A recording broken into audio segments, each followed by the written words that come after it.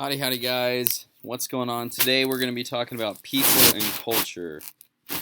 So, what is culture? This is a great question. So, culture is the shared attitude, knowledge, and behaviors of a group, the total way of life held in a community by a specific group of people.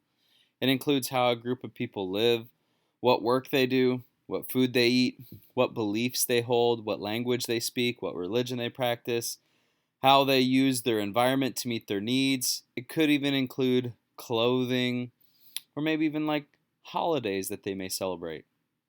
A culture unites people inside of a cultural group. Culture is typically passed on from generation to generation. Here are examples and elements that you may find within culture: language, religion, food, clothing, arts, music, crafts, technology, government. There may be others too. It's not just limited to these things. So, learning culture. People are not born with a cultural knowledge. They learn it from their family, their relatives, friends, people they may interact with on a daily basis. People generally learn culture in two ways: by observing others in their own culture, or by direct teaching, whether it be from a parent or a grandparent or a family relative or friends.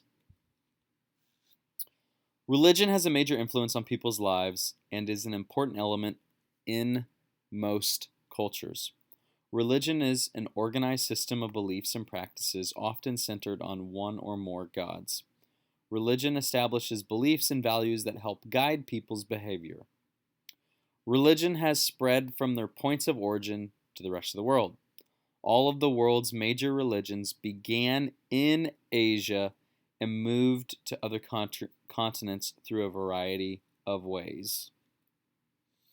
The five major world religions are Buddhism, Christianity, Hinduism, Islam, and Judaism. World languages and culture. Language is the way that cultural values and traditions are passed from one generation to another. Language is human communication, either written, spoken, or signed. Language is important to a culture's identity. Geographers believe that there are between 3,000 and over 6,000 languages in the world today.